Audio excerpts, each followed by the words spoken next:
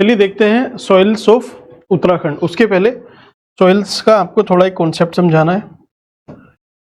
Soil, देखिए मिट्टी आप सबको पता है, इसमें मैं आपको दो तीन चीजें समझाना चाहता हूं जो कॉन्सेप्चुअली आपके काम आएंगी। ठीक है, पहली चीज, एक एलुवियल सॉइल है। एलुवियल ये पता है किससे, जो नदी होती है ना, जब वो बह के आती है तो आसपास के रीजन को काफी फर्टाइल भी बनाती है और पानी की अवेलेबिलिटी भी वहां पे बढ़ जाती है, ग्राउंड वाटर भी अच्छा रहता है। तो इसकी वजह से यहाँ पे एलुवियल सॉइल डेवलप होती है जहां पे पानी वाला रीजन होगा। ठीक, दूसरा जो मेजर एक प्रॉब्लम रहती है वो है लेटराइट सॉइल को समझने में। लेटेराइट सॉइल, लेटेराइट सॉइल क्या है ना, यहां भी पानी होता है लेकिन ये बारिश का पानी होता है। सपोज ये सॉइल है, ये ऊपर क्लाउड है, यहां पे बारिश हो रही है, ठीक, रेनफॉल हुई। अब इस रेनफॉल से क्या होगा कि यहां पे जो मिनरल्स हैं जैसे सिलिका, आयरन भी है, एल्यूमिनियम भी है, सिलिका भी है, तो ये सिलिका नीचे चला जाता है क्योंकि इतनी बारिश है, इतना पानी है कि जो सिलिका है उसको बहा के नीचे ले जाता है। ऊपर बचता है आयरन और एल्यूमिनियम, तो सरफेस पे बचेगा Fe प्लस Al।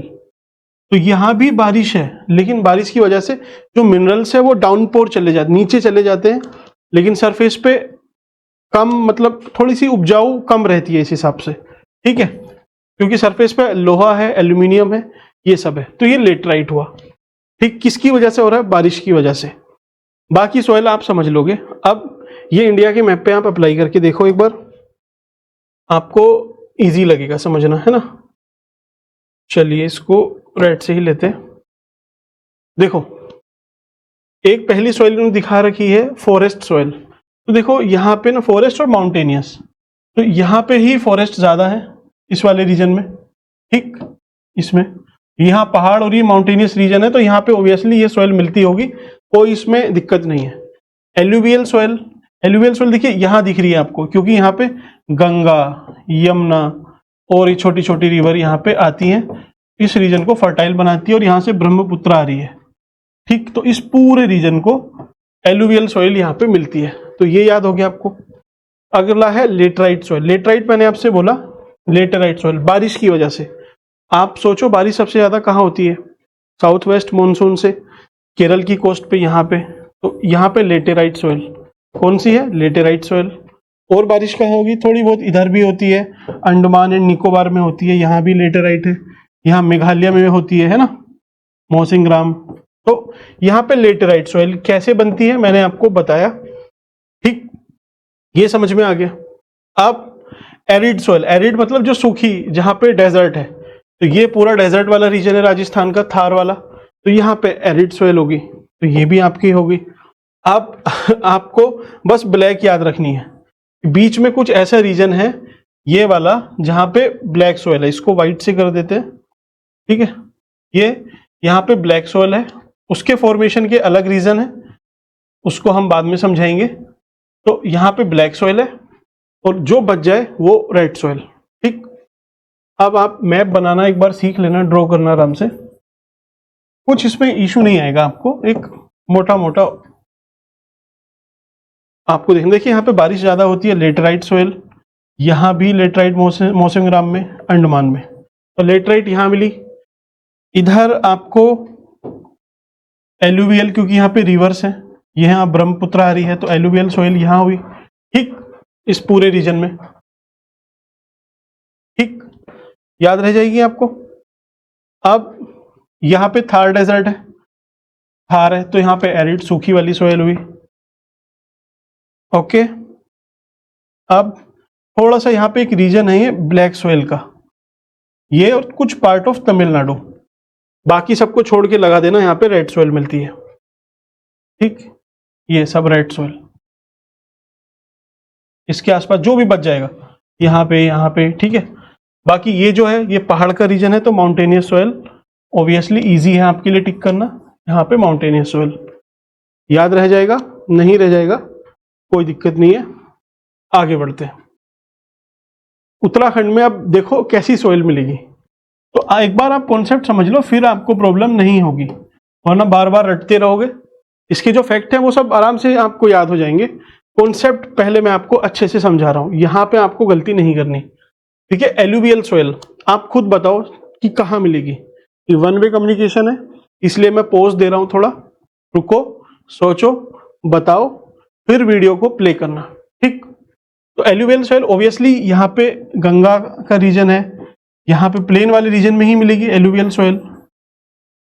ठीक, एलुवियल को ही दो पार्ट में डिवाइड कर देते हैं, बांगर, खादर। ठीक है, ये दो पार्ट में डिवाइड हो जाती है आगे चल के यूपी वगैरह में। ठीक, उत्तराखंड में कैसे रहती है? उत्तराखंड में दो मेनली मैंने आपको लास्ट वीडियो में बताया था कि यहाँ पे ना मोटे मोटे हरिद्वार वाले रीजन में कंकड़ पत्थर ये सब मिलते हैं, लक्सर वाले रीजन में, इसको बोलते हैं भावर। भावर, और ये क्योंकि नेपाल का रीजन है, नेपाल का ये तराई का रीजन रहता है, इसी से टच करता हुआ उधम सिंह नगर और ये खटीमा वगैरह है इधर। ठीक है, खटीमा, सितारगंज, ये तराई का रीजन है, इसको तराई बोलते हैं। तो उत्तराखंड में यही मिलता है, तराई और भावर। बांगर खादर भी एलुवियल का पार्ट है। ठीक है, बांगर खादर क्या होता है? जनरली ये कोई लैंड है, ठीक है, यहां से ये रिवर निकल के जा रही है। ठीक, तो इसके आसपास की जो मिट्टी है, ये जो मिट्टी है, यहाँ पे ऑब्वियसली पानी ज्यादा होगा, ग्राउंड वाटर ज्यादा होगा, तो इसको बोलते हैं खादर। इसको बोलते हैं खादर। और बाकी जो रीजन बच गया, मतलब इससे जो दूर रहता है थोड़ा सा, उसको बोलते हैं बांगर। तो है सब रिवर के आसपास का ही रीजन, जो पास है रिवर के वो है खादर, जो दूर है वो है बांगर। ठीक, भावर तराई आपको समझ में आ गया। चलिए, तो एलुवियल यहीं पे मिलेगी, आपको समझ में आया।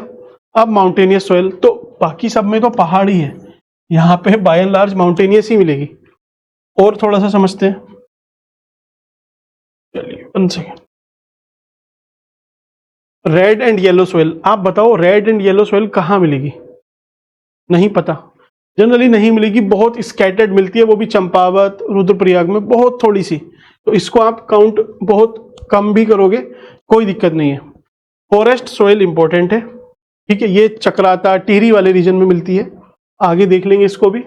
ग्लेशियल सोयल और सैलाइन एल्केलाइन। ठीक है, अब फिर से उत्तराखंड का मैप ड्रॉ करो। नीचे वाला आपने समझ लिया, ऊपर वही ग्लेशियर तो ऊपर ही है ना, तो ये ग्लेशियल सोयल, पहले इसको समझते हैं, यहीं से हम फिर उधर जाएंगे अब। ठीक है, found in the high altitude region of Himalaya, Kedarnath और गंगोत्री, तो इधर ही हैं दोनों। ठीक, यहाँ पे मिलती है, तो कोई ऐसी बड़ी बात नहीं है, याद रह जाएगी। इसके बाद ये किस चीज से बनती है? ग्राइंडिंग एक्शन ऑफ ग्लेशियर और रॉक्स, जो पत्थर है, रॉक्स है, प्लस जो ग्लेशियर उसको फ्रीज कर देते हैं, तो इरोजन से उसके इस सोयल का फॉर्मेशन होता है। एज सच पूछेगा नहीं, लेकिन आपको पता होना चाहिए। ठीक है, कैरेक्टरिस्टिक शायद ही आपसे पूछे। वेजिटेशन, ग्रास, श्रब्स, झाड़ी, इन सबको करती है।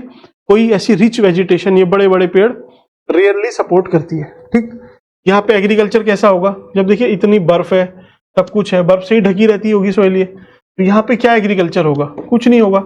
बस ये है कि यहाँ पे बुग्याल वगैरह मिल जाते हैं, कहीं पे घास के मैदान, तो वहां पे जो चरवाहे हैं वो अपने पशु को चरा लेते हैं। तो बस वो एक तरह से ग्रेजिंग ग्राउंड इसको बोल सकते हैं। और छोटा मोटा कुछ मोटा अनाज हो जाए तो हो जाए, वरना नहीं होता। एग्रीकल्चर बाय एंड लार्ज यहाँ पे डेवलप नहीं है। ठीक, अब सैलाइन और एल्केलाइन सोयल, ये तराई और भावर के रीजन में मिलती है। तराई और भावर का कौन सा है?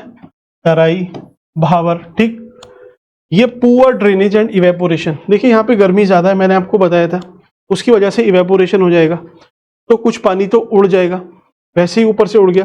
फिर यहाँ पे कुछ ड्रेनेज की भी समस्या रहती है, इतना अच्छा ड्रेनेज पैटर्न रहता नहीं यहाँ पे। सिल्टेशन मीन्स, सिल्टेशन को बोलेंगे गाद वगैरह जम जाती है, उससे ड्रेनेज पैटर्न थोड़ा सा रुक जाता है, रिवर का फ्लो रुक जाता है, उससे इवेपोरेशन होगा। तो यहाँ पे सैलाइन सोयल कुछ पैचेस हैं जहाँ डेवलप हुई है, मेनली ये पंजाब वगैरह में हुई है, लेकिन उत्तराखंड में भी कुछ शिकायतें आ रही हैं कि यहाँ भी ये इशू है। लेकिन क्योंकि छोटा सा पार्ट है, तो कोई ज्यादा ऐसे माइंड करेगा नहीं, पूछेगा भी नहीं आपसे।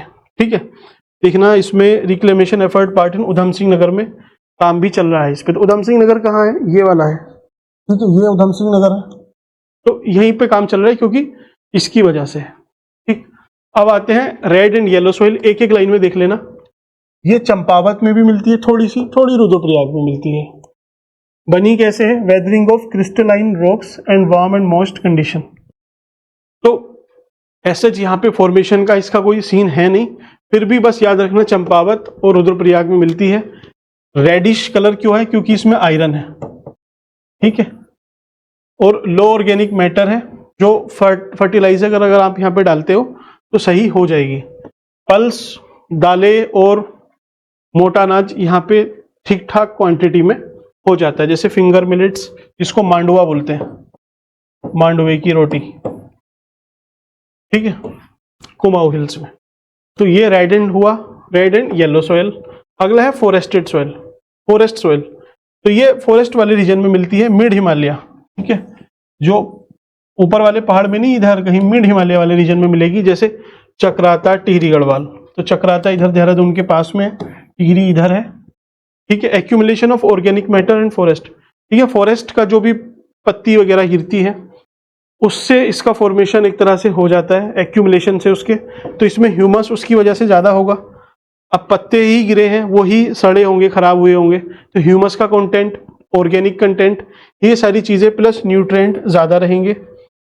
डार्क कलर रहता है, ठीक है। मेडिसिनल प्लांट्स, फ्रूट क्रॉप, इन सबको, वेजिटेबल को उगाने के लिए काफ़ी यूज़ में आती है। चक्राता में इसी वजह से पोटैटो फार्मिंग के लिए फेमस है चक्राता, ठीक। तो इसी सोइल की वजह से है, क्योंकि चक्राता में ये मिलती है। माउंटेनियस सोइल, तो माउंटेनियस तो ऊपर का है अपना पूरा, वहां पे हॉर्टिकल्चर होती है, पहाड़ पे चाय हो जाएगी, है ना, टेरेस फार्मिंग होगी। तो एप्पल के जो बाग हैं नैनीताल में काफी फेमस है, ठीक। तो अब आपने क्या समझना है कि सॉइल, सिंपली आपसे सॉइल में मेंस में क्या पूछेगा, प्री में तो आपसे पूछ लेगा कि इस डिस्ट्रिक्ट में या इसके आसपास में कौन सी सॉइल मिलती है, आप आइडिया से लगा लोगे। बहुत दूर दूर ऑप्शन देगा, पास की ऑप्शन आपको नहीं देगा। मींस एक माउंटेन का ऑप्शन होगा तो एक होगा एलुवियल का, एलुवियल को दो मट भी बोलते हैं, ठीक। तो इतने दूर दूर ऑप्शन होंगे, आप टिक कर लोगे, मैं करवाऊंगा वैसे आपको क्वेश्चन PYQs।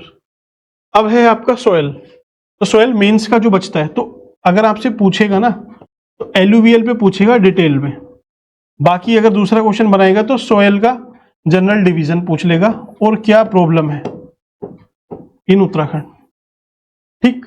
इसको देखेंगे बाद में, लेकिन ये कॉन्सेप्ट वाला है, इससे भी आप आंसर निकाल के ले जाओगे वैसे, फिर भी मैं आपको बाद में समझाऊंगा। एक चीज और समझानी है मुझे, NPK, नाइट्रोजन, फॉस्फोरस, पोटास, ठीक। हमारे यहाँ जितनी भी इंडिया में सॉइल है ना, उसमें जो एलुवियल सॉइल है इसमें नाइट्रोजन मिलता है, बाकी किसी भी सॉइल में नाइट्रोजन नहीं मिलता, समझ में आई बात। फिर जो फॉस्फोरस है ये तो किसी भी मिट्टी में नहीं मिलता, ठीक। और तीसरा बचता है पोटास, ये सारी मिट्टी में मिलता है, याद हो गया। अब आपको अगर वो क्वेश्चन पूछ ले कि एलुवियल सॉइल पे लिखना है आपने, तो एलुवियल सॉइल पे आप क्या लिखोगे, दिख रहा है, ठीक है। एलुवियल सॉइल कहाँ मिलती है, फाउंड कहाँ है, कहाँ मिलती है, कैसे फॉर्म होती है, ड्यू टू रिवर एक्शन। तीसरा पॉइंट, एलुवियल सॉइल किस चीज में रिच है, तो नाइट्रोजन में रिच है, ठीक। फिर पूछेगा कि किस चीज में पुअर है, पूछेगा नहीं, आपको बताना है कि पुअर किस चीज में, फॉस्फोरस नहीं है। अच्छा, रिच किस में, नाइट्रोजन और पोटास भी लिख देना, क्योंकि पोटास तो सब में है, याद हो गया। अब इसमें इसके टाइप क्या है, तो आप टाइप भी लिख सकते हो कि भावर, तराई, बांगर, खादर, ये लिख दिया आपने। अब वो पूछ लेगा कि क्रॉप कौन सी उगा सकता है, तो पानी की वजह से बनी है तो यहाँ पे राइस भी हो जाएगा, शुगर केन हो जाएगा, है ना, वीट तो ऑब्वियसली हो ही जाएगा कहीं ना कहीं। तो ये सारी क्रॉप्स ये अच्छे से उगा सकता है। प्रॉब्लम क्या आ रही है इसमें, तो अब आप प्रॉब्लम लिख देना कि यहाँ पे पुअर ड्रेनेज का इशू है, जो सैलिनिटी का इशू है, ओवर एक्सप्लॉइटेशन है, इसी वजह से प्रॉब्लम आ रही है। लेकिन हम अपना जो एग्रो क्लाइमेटिक जोन है उसके हिसाब से फार्मिंग करेंगे, क्लाइमेट स्मार्ट एग्रीकल्चर करेंगे तो मैनेज कर लेंगे। लिख दिया आंसर आपने, वो कुछ भी पूछ ले, अब आपसे पूछे किसी और सॉइल के बारे में, सपोज माउंटेनियस सॉइल के बारे में पूछ ले, तो माउंटेनियस का लिख दो, फाउंड कहाँ कहाँ मिलती है, इस रीजन में मिलती है, किस वजह से बनी है, ठीक है, रिच किस किस में है, तो ऑब्वियसली एलुविया ये तो होगा ही नहीं किसी में, नाइट्रोजन फॉस्फोरस भी किसी में नहीं होगा, पोटास होगा सब में। पुअर किस चीज में है ये लिख दिया, टाइप इसकी क्या है, टाइप तो है नहीं वैसे कुछ, और क्या प्रॉब्लम है, कौन सी क्रॉप सस्टेन करेगी, क्या आप कर सकते हो। माउंटेन पे नहीं पूछेगा, फिर भी अगर पूछ ले तो ऐसे आप लिख सकते हो, ठीक। चलिए ये आपका पूरा होता है। एक चीज और, अच्छा आज की एक न्यूज है मैं आपको बता देता हूं, चलिए इसी से आपको और याद रह जाएगा। सरकार ने जो डीएपी है, डीएपी देखिए आपको याद कैसे रखना होता है ना, समझना कैसे होता है न्यूज को, ऐसे कि डीएपी जो खाद का एक बोरी मिलती है 50 किलो की, उस पर सरकार सब्सिडी देती है कंपनी को, ठीक है। तो अब क्या हुआ कि क्योंकि डॉलर, हम क्या करते हैं देखिए, डीएपी, पहले डीएपी को समझ लो, डाई अमोनियम फॉस्फेट, फॉस्फेट ये फॉस्फेट, क्योंकि फॉस्फेट हमारी किसी भी सॉइल में नहीं है इसलिए हम बाहर से मंगाते हैं, और जो इंडिया में भी कंपनी बनाती है हम उसको भी सब्सिडी देते हैं। तो सरकार ने बोला है कि हम डीएपी के प्राइस नहीं बढ़ने देंगे और जो सब्सिडी है वो हम कंपनियों को देंगे। तो प्राइस क्यों नहीं बढ़ने देंगे, क्योंकि अभी हम जब फॉरेन से इसको मंगा रहे थे तो रुपी और डॉलर की वैल्यू में थोड़ा सा चेंजेस हुए, उसकी वजह से जो भी हम सामान बाहर से मंगा रहे थे वो महंगा हो गया। तो ये जो डीएपी का कट्टा था ये लगभग, या बोरी बोल लीजिए, 135 रुपये महंगी हो गई। सरकार ने बोला कि नहीं भाई, इससे किसानों पे बोझ पड़ेगा, चुनाव भी आ रहे हैं तो हम इसके प्राइस को कम रखते हैं, ठीक है। तो सरकार ने सब्सिडी दी, न्यू ईयर पे पैकेज दिया, वो इंपॉर्टेंट नहीं है, बस आपको ये याद कराना है कि फॉस्फेट क्या है, ठीक। चलिए अब आई होप आपका ये टॉपिक पूरा होता है। वीडियो कैसी लगी आप प्लीज बताइएगा, जो भी आपके डाउट है कमेंट सेक्शन में लिखो, जो आपके एप्रिसिएशन है वो भी कमेंट में लिखो। मिलते हैं आपसे नेक्स्ट वीडियो में, थैंक यू।